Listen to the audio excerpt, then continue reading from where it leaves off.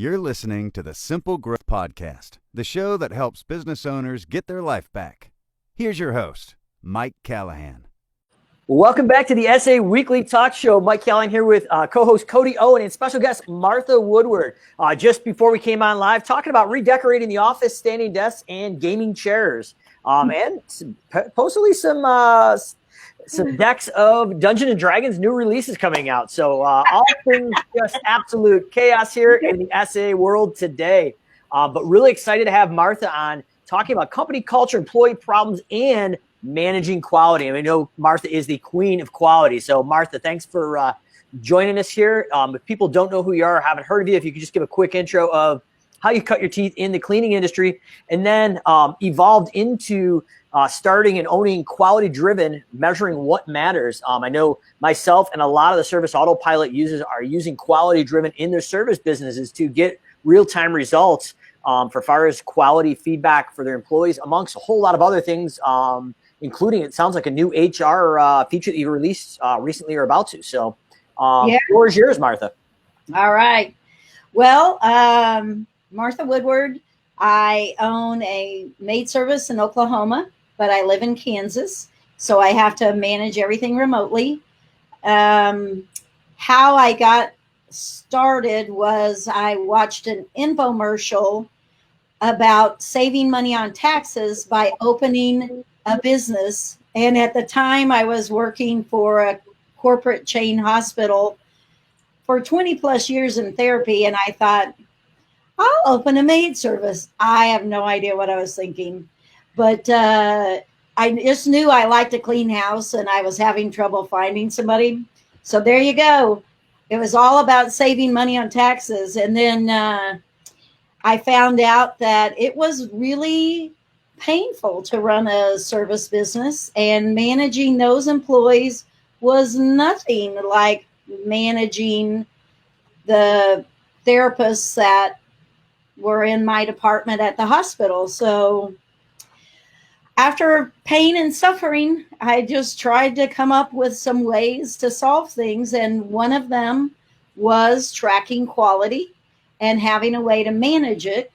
And I didn't have the software that did what I wanted it to do. So hence quality driven. And then through quality driven, I've started helping other people get a culture where it doesn't require so much thumbs on people all the time, that you build a culture where people just do what they're supposed to do, which is a wonderful feeling. So there you go. That's awesome. me. So managing physical therapy to looking for a tax write-off, getting into the maid service, and then actually starting a software company. So I don't know if there's much you haven't done. I know I've been blessed to know you for about 5-6 years in the service autopilot ecosystem. We were probably the two original certified advisors over at Service Autopilot, kind of cutting our teeth there. And I know we've kind of come up through the ranks and had the pleasure at speaking at several of your quality-driven software conferences, starting at humble beginnings in Oklahoma all the way to San Diego. And then last year, being able to be present there in Savannah. So it's been really fun to watch the progression and the evolution of not only your cleaning business, but quality driven as well, and how you're helping service business owners, not only in home cleaning, but as well as lawn care, pest control, and pretty much any type of service business. So along a service business, one of the biggest things that I found at my lawn care company, Callahan's, that as we started to break that million mark and start to go well beyond, company culture either fell apart of what we thought maybe it was, but it didn't really exist. So I know right now you're doing a lot of content, helping a lot of people building culture in their service business. So would you mind kind of diving in first of all, what is company culture, and how do we go out and actually evolve into it and then reinforce it through our workforce? And I'm assuming maybe it's the mission, vision, values, or is there another approach that you guys are taking in the way you actually implement culture? So everybody has a culture. It just might not be the one you want. And, I work with maid services, lawn care, window cleaning, and even like some VA services, and Megan with Likes Accounting. Everybody has a culture. Everybody has a different approach to it. And what I see is, here's the thing. We all might think that people should just do their damn job. I mean, that's the bottom line. That's a way that most of us feel. But if you actually have that kind of culture, it doesn't usually work. And I've worked with many people who actually say something very similar to that. And what I say back is, well, how's that working for you? Probably not great. And so really, when I talk to people about culture, we start with the very beginning and the basics on, your policies. Do you actually follow your policies? And if you don't, why that's so toxic to your culture, because nobody can trust what you say. It's like a parent threatening things that never does follow through. And then, we work on quality management. We work on, it's really a lot about fixing what you as owner and management can do to get better results with the employees you have or the employees you want to keep. Because that's what a lot of people find, is that one of the reasons that things don't work is maybe they're not quite as particular enough about who they keep. And I know that's a hard thing because it's hard to find people, but It's interesting, Martha. So I guess one thing, not to cut you off, I want to hit on it before I forget it, is yes, right now, obviously, middle of COVID, or kind of as we're going on, the what we call it the $600 a month unemployment bonus weekly is pretty much been eliminated from what I understand, or there's some talks around it as the video is here. So like theoretically that labor market is opening up. We should have an influx of people wanting to work in our service business. But there was two things as we're going out, hopefully getting these applicants there to start coming in. You said internally, if we already have employees, we really need to enforce the policies and procedures we already have. So I know one of the biggest issues, at least in my service business, definitely not at a pedestal here preaching by any means, but a big issue that we used to always have was no call, no show employees. I don't care if it's cleaning or lawn care, that's going to happen. But a lot of times as business owners, at least myself in the early days, I was really, I was nervous to really reinforce the rules that were around that, because what if I tell this person to go home the next day, if you no call, no show, you're not working the next day, I don't care. And there may be some repercussions as far as bonus or pay structure. Obviously, if it's inside your handbook and it's on the up and up. But I guess what would be your advice and your thoughts around that? Like if you're a business owner right now and you're scared, like I've got just enough cleaners to clean, or I got enough people just to mow the lawns I've got to mow, how can I reinforce that? Because really my employees are in the power position right now. Is there a way to tackle that? Well, you have to be willing to. And you're absolutely taking the risk. Like you say, I mean, I was there too. My attendance policy, I had policies written, but the true policy was roll call. Oh, check, she showed up. Check, she showed up. I mean, that was my real policy.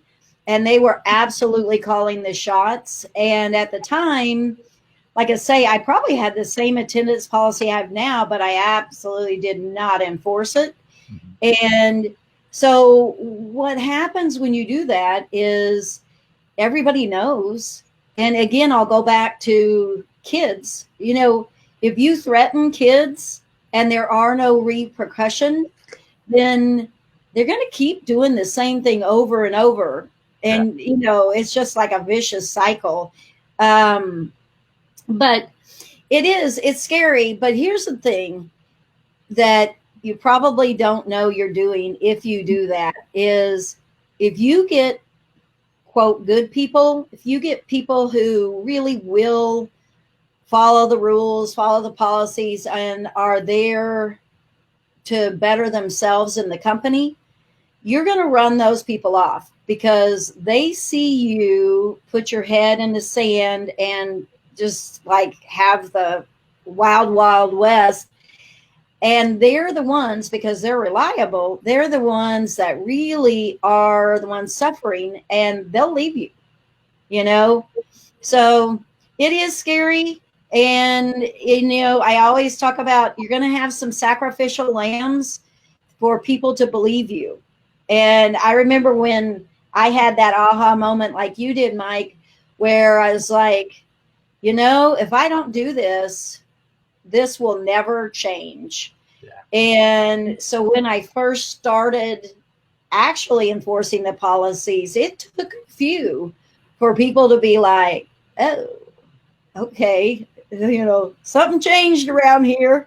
And I actually did set them down and tell them, that things were changing. And I'm sure nobody believed me, but I had drawn the line in the sand, and I eventually made them believe me. So that's interesting. And if you're watching this, obviously Martha and I, 20 plus years in the service industry each. I mean, these are things that are very common. I know as an entrepreneur, you feel lonely on this island and you're the only one going through this, but you're not. And Martha, I couldn't agree with you more. Very common, same thing. We kind of sat down and we used to let them go. And I was like, why am I losing all my best guys and girls on my crew? They're leaving and I'm just stuck with the mediocre C players and they're sticking around, and it just started to perpetuate itself. So just like you, I mean, if you're struggling with this, you really, in my opinion, I think Martha's opinion as well, is you need to sit down, let them know, hey, things are changing starting Monday.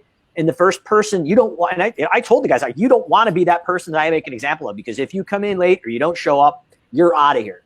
And I remember we were at 9 or 10 crews at that point. And at that point, I really was not anywhere near jumping on a truck or anything, but the people that suffered were the best employees. And I realized that actually when I had that aha moment, and I actually jumped on the crew that day. I said, Dave or Joe, whatever, right in front of me, you're done. No call, no show on Friday. And hey, to the really good crew leader I got, I'm going to jump on the truck with you so you don't have to go solo today. Right. But it started to, but you're right. It took 4 or 5 individuals to really hone it in, because they thought, well, he might be serious this week, but that's he's probably not going to stick through it. But when you do, that culture starts to change.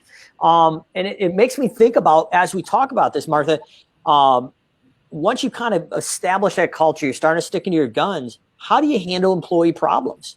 And maybe there's an escalation of type of problems, like maybe just something minor or something totally unacceptable. Maybe somebody in the lawn care crew or the cleaning crew actually like theft in someone's home from the outside or the inside. Like, is there an elevation of certain problems, and how do we deal with problems based on kind of probably a sliding scale, I'm imagining, or if there's a different approach, feel free to, let us know how you handle it. So we have a few non-negotiables in our company, like non-negotiables as in you will be fired on the spot. One is no call, no show. If you are a no call, no show, in this day and age, don't tell me you cannot get a hold of us. The only thing, if you're on the side of the road and you can prove it, well, like end up in the hospital, okay. But, it's not, we don't say that, but there's no reason to have a no call, no show unless it's something extraordinary. Yeah. And if you are in the hospital, we'll come visit you. Just let us know. Yeah.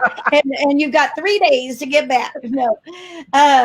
But then theft. If we can prove that you stole something, of course, you're out of there. And but then everything else we have a disciplinary system for, and it is, I actually have it on the wall. So there's a big old flow sheet, ceiling to floor, that says basically first offense is verbal warning, second offense is a written warning, and then if they have a third offense within 30 days, they go into probation and a new timer starts. And I have this, I don't know, it's complicated to explain. I get it. We get it. But I actually will walk them over to there and show them where they're at, because while I really believe in processes and following, this disciplinary system, I also very much believe in never surprising somebody. Like, no one ever should be surprised in my company when they're let go. And, every step of the way, we tell them, here's where you're at. And if this happens again within this amount of time, this is the next consequence. And, it works pretty smoothly as long as, what I love about that is there's no favoritism. I mean, I've literally said, those darn policies, well, then this is where you're at, and then I'll go, oh yeah, I wrote the policy, but I mean, I don't care how much I like you, that's where you're at. And it takes the subjective part away. And it's objective, consistent, and fair. And you're setting expectations from the outset that this is how everybody gets treated. Everybody knows going in, these are the rules, these are the consequences. No one can, just like you said, no one can feel surprised about it. Right.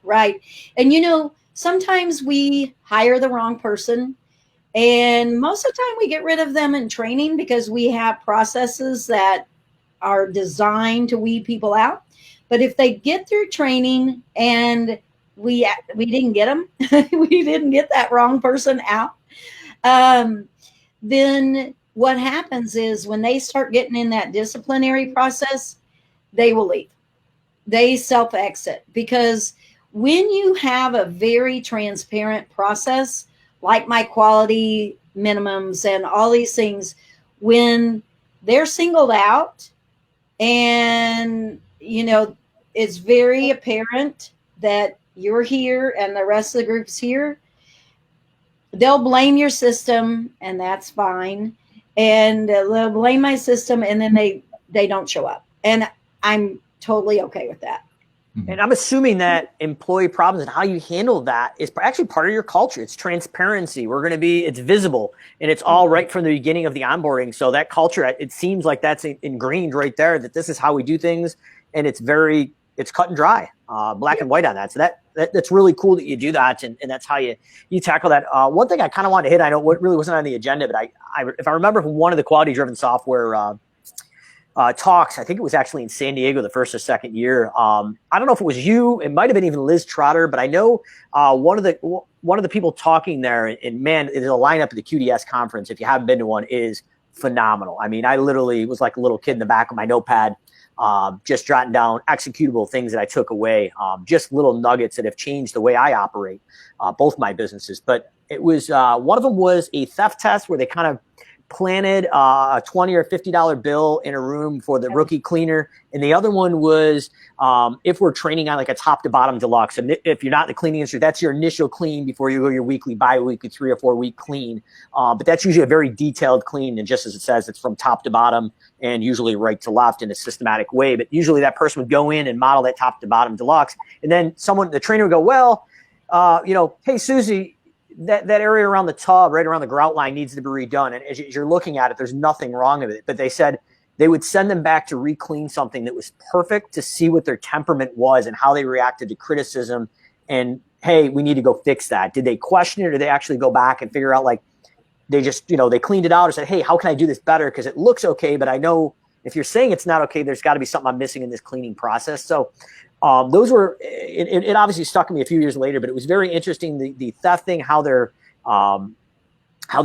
ethically they interacted, and then B, how do they adjust to constructive criticism in the first early days? Because those, I'll tell you, are telltale signs that we actually implemented in the lawn care company in a different way, because it was really easy to tell within the first week. If you sent the guy to the back corner of the lot, literally behind the shed, like, hey, Dave, I think you missed the edging around the back of the shed. You know he didn't? Like, if it was like, oh God, I got to go back there right now. Or it was like, okay, yeah, I'll go grab it, no problem. And it was a big difference. That was one of the takeaways that I handled. But do you have any tips or tricks around things like that could be a telltale sign of employee problems before you actually hire them full time? Yeah, so that was probably me. Although I will say, I give Derek Christian credit for that, because he was the one that taught me that little attitude thing about making them redo something. Okay. So it was probably me that said it, but Derek was the first person I heard say it. And I remember, just like you, I was like, oh, I love that. And so in in training, I have 6 principles in training, and one of those principles I teach our trainers is that their job is not only to teach, the policies and procedures, but it's also to weed out for attitude. And I really talk to them about, I don't think they're like as evil as I am, because they don't like to do that. And I'm like, listen, it's about protecting your culture. And I'm like, do you want to work with people like that? No. Okay. So that's why this test is in here.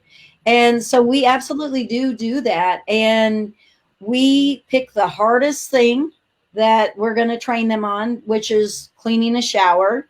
And because, soap scum, and it's in the maid service world. So you would pick something that's harder or like tedious, or they don't like particularly. Then you say, oh, no, that there's problems with that. However you grade it, you would say there's problems with it. I need you to redo it.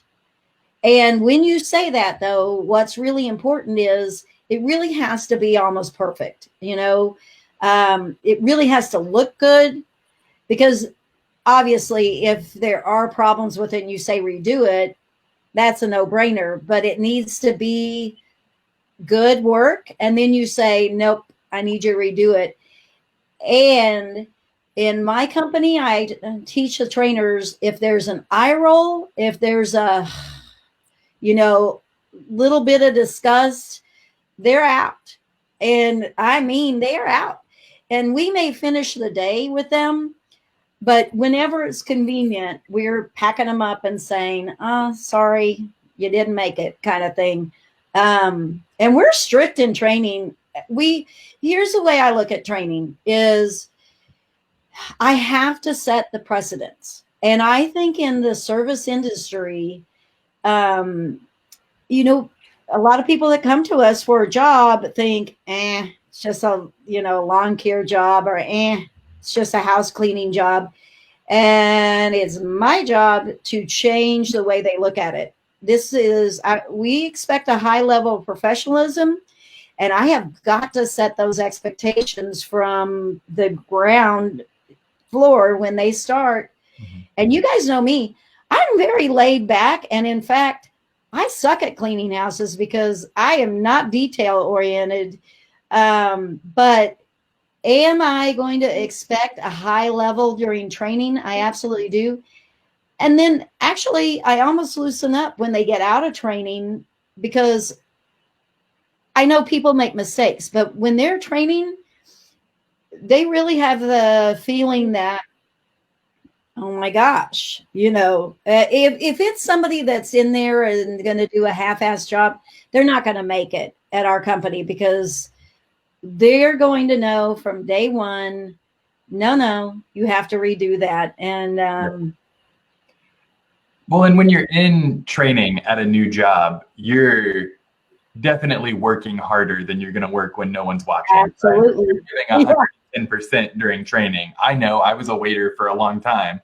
When you're in training and someone's watching your every move and you've just had the rules given to you, like, you're much better at following them than what you fall into during the day-to-day.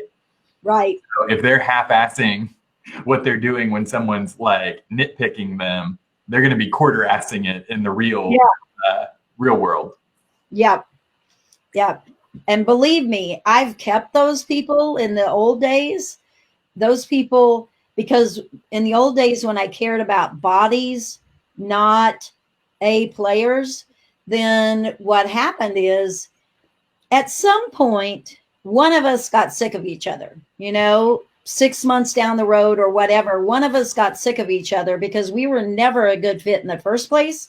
Yeah. And then those employees that I let stay because I needed a warm body generally caused me so much trouble.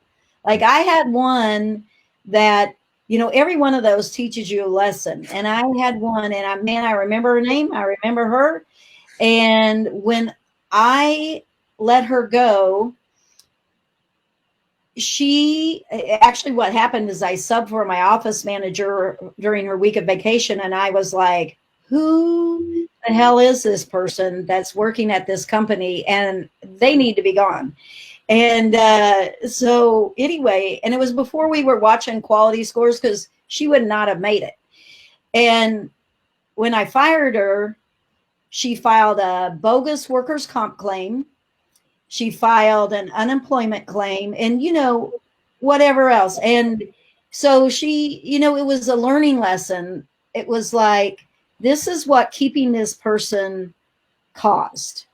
Mm-hmm. And if I would have gotten rid of her in those first few days, which with the system now, we sure could, she couldn't have done those things. So yeah, they say a bad hire is actually 3 to 4 times their actual salary. I thought it was nuts, but just like you said, Martha, all the people I didn't fire and I should have, and I just, like, for the warm body, it was either just like bad karma or just they're being idiots. Like, either they got in an accident or they damaged a house. I mean, you name it.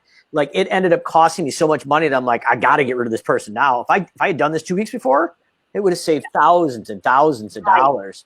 I think the pivotal point is we actually had a salt truck driver in the winter drive one of our dump trucks through the side of a building we didn't even own.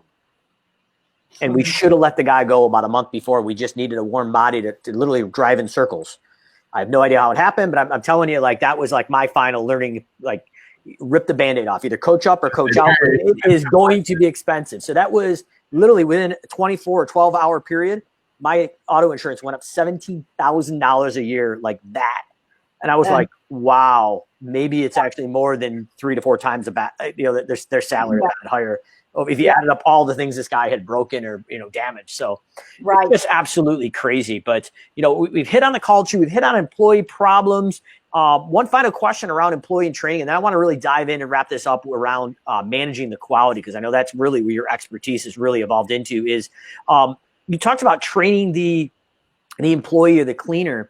Now, a lot of times, at least in my experience in the early years, I didn't have the right trainer actually in the place. So it was like the person could execute the skills, they could model it, but they didn't really know how to train. Yeah. So is there anything around, I guess, training the trainer? And then once you have that quote unquote right trainer there, is there any feedback from the trainee, the new employee, to actually give candid feedback? Because a lot of times in the early years, we would find that the trainer was actually taking advantage of the trainee, and it really, like, the new hire was probably a good fit, but they were so put off by the trainer that they'd end up quitting before we actually got them in a regular rhythm. There was no accountability for that trainer as well. Right. So we have basically a promotion ladder, and people start out as a team member, team lead, then can qualify as a trainer. And to qualify as a trainer, you have to have worked for the company X amount of time. Your quality score has to be above a certain level. And you basically have had to be able to show that you're a competent team leader as well. And then even once somebody qualifies, that doesn't necessarily mean that they can train. And so, because we have people who are team leads, excellent quality, been there for years, but they're not good at training. Now, typically those same people don't want to train either. But and I will be completely honest, we're not as good about it as we should be, especially with me being remote and everybody being remote in my office now. But a trainer will train another, like, trainer in training. Okay, that makes sense. Yep.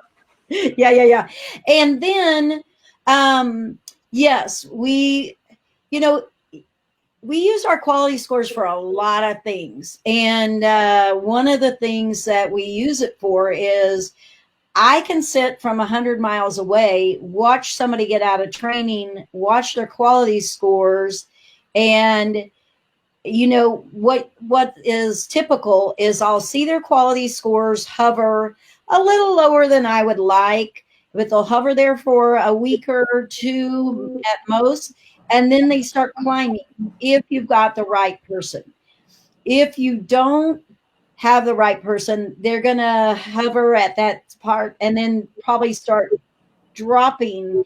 And then I know, so when that starts happening, one of two things happened. Either the trainer did not do an adequate job, and I'll go back and look at the training logs and I can tell some things from our training logs. Or if it starts dropping, it could be that we let the person with a poor attitude get out of training and they just simply don't care. And so we have to decide what that is. But we have a private group where the trainer is in with management, and the trainer has to give us feedback every day on the training. And, you know, I can ask questions back and forth. And then our trainers, we actually have an incentive program where they become their mentors when they get out of training. And so we have a thing where they get a bonus at 3 months and 6 months. And it's dependent on their quality scores. It's dependent on, I actually have it tied to getting them to bring this new employee to one of our employee engagement activities. And so we just really task the responsibility with that trainer to not only teach them in training, but then through the 6 months. And I think that 6 month bonus is $200, but it does include that, you know, like the employee is not in any kind of disciplinary system. Their quality scores are above a certain amount, and they've attended at least 2 employee engagement activities on the off hours, because we know that, and what that does when you do something like that is then the trainer is going to be like, oh no, come on, ride with me. I'll take, you know, they take some ownership in that. And I don't care how it happens, but what I do know is if they develop some friendships at work, they are much more likely to be happy and stay at the job. Yeah. And Martha, you keep bringing up quality scores. Now, I kind of have an unfair advantage, so I'm going to play stupid to this one. But I know it kind of all kind of comes out of quality-driven software, and I think it's really, I think it would be really foolish not to talk about this quickly, because quality scores seem to be a major key component of tying in the culture and employee problems, and actually good employee things as well, and then engagement with the actual client as far as satisfaction there. So would you mind just breaking down what a quality score is, how it actually is handled through like the surveys and the different things you do versus SMS versus email, and how is that kind of calculated? And then how do you kind of tie this all in together for a complete process? And obviously you've been doing it for years, but if somebody hasn't ever heard of it, like on a high level, what does that all look like coming together then? Yeah, well, I should say now I did all of this, just not to the level that we do now prior to QDS. So we sent out surveys, but the difference is we had to hand pick those scores and put them on Excel spreadsheets. It was very painful. And, you know, it took 3 to 4 hours a week, but I drive all my systems around this stuff, you know, my bonuses and everything. So with QDS, I mean, really the you know, the reason behind QDS is, yeah, sure, client satisfaction and retaining clients by surveying, but it really is about the reports. And we get a lot of data on employee performance. And so, you know, it ranks employees, and I don't care about the ranking so much. I care about their quality scores. I care about response rates. People hear me talk about response rates. Response rates tell you if you know your norms and you have a team that is significantly lower on a response rate than your norms, I like dive in and we start picking up the phone and calling those clients that haven't answered for that team, because no news is not good news. And, you know, when clients aren't answering and you know what your norms are, that is a really big indicator on, okay, there could be a problem. And when we did in-person checks, we would go start checking those houses as well. So yeah, so QDS is about that, and we can track HR issues. And like you mentioned earlier, I'm pretty excited because we're building out that disciplinary process that we talked about. That is all getting built into QDS, where it will tell you who's in the green warning level, who's in yellow, who's in red, and that report among with the quality scores and stuff will get delivered to all of management. And I love it. I mean, I always joke with my friend Megan, who's an accountant. Data is my thing. Yours is financials and mine should be more financials, but my data is these numbers, these quality scores. And I think the reason why is it just makes my job so much easier. It's just a non-subjective way to not only manage quality, but it's a pretty darn good indicator of performance overall. And because if you get people who don't care, their quality scores will show it. It's interesting. I've got to share a little story here, and I wasn't ignoring, but I was looking down at my phone because I wanted to find it. So as a consumer, first time ever, I don't know if you can see it here, but I actually got, as a consumer, my first QDS survey from my home cleaner, and I was jazzed. I think I texted you, but to see that as a consumer was really, really cool, and it was personalized. I had the cleaner's name in it. Obviously, I did the response, but I think you hit on something. Like if something was wrong, I really liked the cleaner I've got. I'd almost feel guilty ding her unless it was really bad. And to speak about that, kind of like your remote owner, the cleaning company that cleans my house is actually based in upstate New York, but she also has a branch, I believe, in either the Carolinas or Atlanta, Georgia. So she, without mentioning names, she can manage. I was talking, she can manage quality drops in different data points that are non-emotional by looking at these surveys. So really cool. I've never actually, we've sent them out as a business owner, but I've never actually been on the receiving end to actually see that. I'm like, and it was immediate, pretty much, like after the cleaner left, within 15, 20 minutes. Hey, how was the cleaning? I'm like, all right, I got to get home and check this out now. I got to get some responses in. So very, very awesome. Cody, far as wrapping this up, I know obviously you got a very condensed schedule, Martha. Any questions for Martha or anything else that you want to hit on before we kind of bring it to a close here in a few minutes? Hi, Hobie. Hi, Jeff, if you guys are still on. I'm trying to make the sound stop. There we go. I was going to say, that's not me. Absolutely. So do you have any other questions for Martha before we wrap it up? Martha, I did have one question about the training process, and I feel like the question might be a little bit irrelevant because of how choosy you guys are about who becomes a trainer. But is there like some kind of system where you're soliciting feedback from the trainees about the trainer? So that is built into our system. It is built into our system, and I didn't mention it because I got to tell you, it's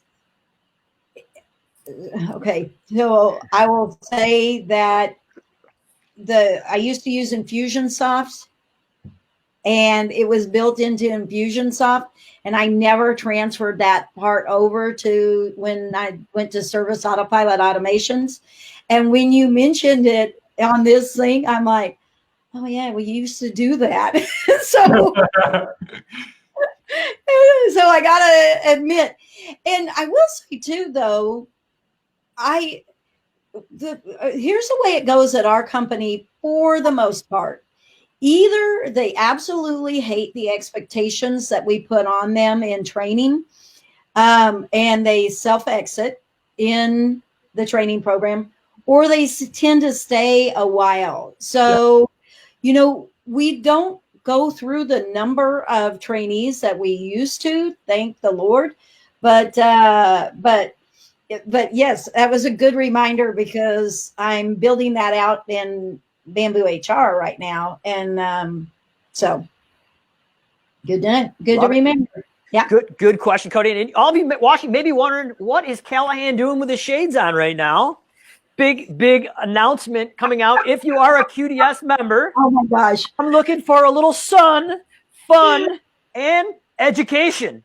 So Martha, rumor has it QDS 2021, Cancun, Mexico, Sun, Fun, and Education, February 24th through the 28th, if and only if you're a QDS member. So want to give QDS a quick shout out because I am loving those conferences and have been to all of them. But I believe there's still some spots left, Martha. I don't have my shades.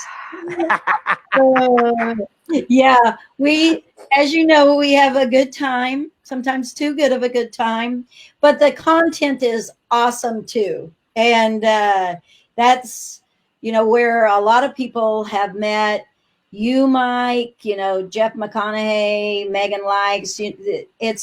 I love getting people from all different industries. We're talking service business. We're not talking how to mow lawns or clean a toilet. It's all higher level employee leadership, financials, systems.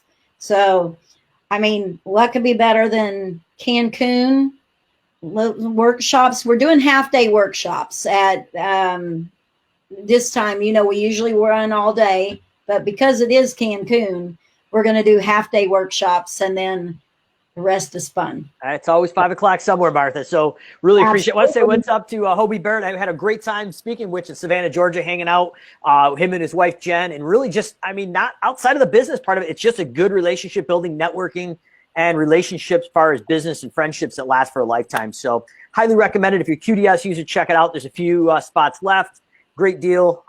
Service Autopilot is usually always at those events. Scott Howard, myself, amongst a lot of time, Jonathan Potoshnik of the Lawn Care Millionaire, as well as co-founder of Service Autopilot. I get a feeling if things go down, Fun John Caldwell probably would be there as well. So Martha, really want to thank you. It's been way too long. Been enjoying the Fight Club. I don't know exactly what the rules of your Fight Club are. Apparently you can talk about this Fight Club. Yeah, you can talk about Fight Club. But with Michelle and Megan, absolutely love those episodes. Just another great thing that you guys are providing to the service industry, and obviously all the great things you do in the SA ecosystem. So until next week, SA Weekly Talk Show. If we don't see you soon, we'll see you on the sunny beaches of Cancun. Cancun, baby. February 24th to the 28th at QDS 2021. Until then, we will see you next week. SA Weekly Talk Show, 1 p.m. Eastern, 12 p.m. Central. Mike Callahan and Cody Owen. See you guys. See ya. Bye. If you like this show, you might want to check out our resources at www.startsimplegrowth.com. While you're there, enter to win an estimator chatbot. Mike Callahan is available for private coaching.